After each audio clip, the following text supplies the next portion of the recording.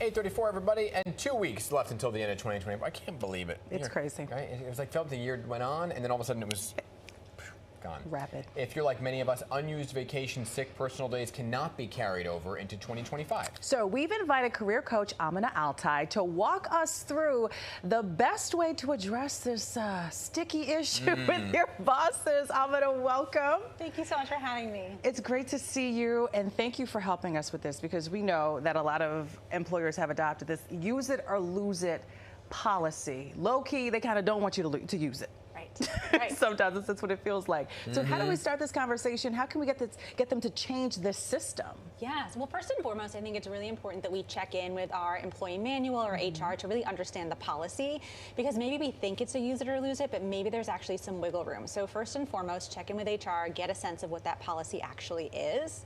And then you can always go to your manager and see if there's some negotiation room. See if we can get some rollover days, potentially even get paid out for those unused days. Right. Because, that's the thing. When it comes to the negotiations, if you were denied some of the time earlier in the year, you would think, well, I was denied it, so I guess I'm only going to carry it over. And when you say negotiate, is it like use it maybe in January or February, not the entire year? It totally depends on your organization and your manager. Sometimes they'll want you to use it in a particular quarter, but hopefully there is a little bit of wiggle room so they don't get totally lost. Okay. So when it comes to actually this idea of paying for your own time off, where does that, how do you start that conversation? So and at what level, I guess? At what level? So go to your manager, because that's where you'll have the direct line of communication. You'll have a really good rapport with them. So see if you can talk to them first, see if there's any wiggle room there. I think it's also really important that we have a sense of the state laws. So it varies from state to state. So in New York, it may be different to New Jersey.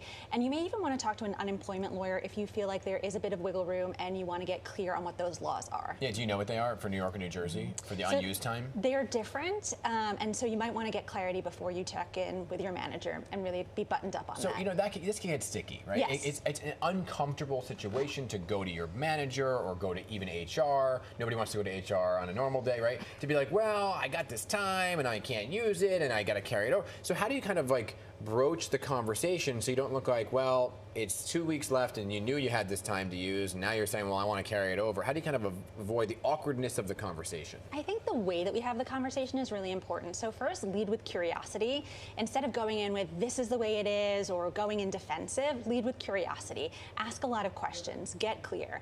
And then one of my favorite frameworks for difficult conversations is the SBIS model, which is Situation, Behavior, Impact, Solution. So it gives us a framework for having difficult conversations that can bring up a lot of feelings. Meaning you go in there, you say, this is the situation. I have X, Y, and Z, blah, blah, blah, blah, and here's a solution I see to kind of fix this problem. So you're giving that alternative. Exactly. So my solution or my request is, so you're offering up some options for them to negotiate with as well. Okay. Right. I've noticed a lot of people leaning into the OOO conversation, the out of office. Maybe it's Gen Z, because, they're like, listen, I'm out, don't call me, don't email me.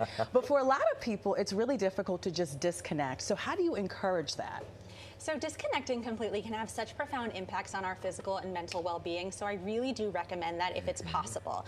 Being really clear about what your boundaries are and having a really strong out-of-office message too. So what's your intention with that message? Being really clear about the who and the when. So when are you out? Who is going to be responsible for your projects while you're out? And even serving up resources that you can direct people to. So, because a lot of the emails that I get actually don't require my response. They simply need to be directed to an FAQ or a particular tool.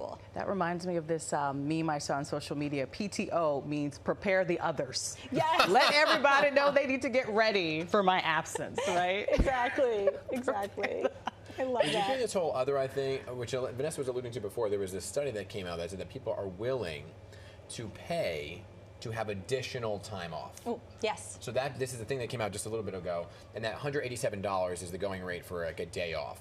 Are companies really willing to allow their employees to say, well, I'll pay to get more time? Is that a thing? Yeah, it's a negotiation tactic. And so when you're negotiating your total comp package, you can say, hey, I'd like to buy extra days, or here's what I'm thinking in terms of paid time off. Is there some wiggle room? If not, can I pay to allocate more? Because you figure the days they give you are kind of built into your salary. Right. Yeah. Yep. This is all fascinating. Okay, good stuff. I'm going to take your what is it called? The SBIS model. Yeah, SBIS model. See how that works out for me. All right, great to have you here as always, and have a great holiday to you, okay? You as well. Thank you so much. Thank you so much. Pleasure meeting you.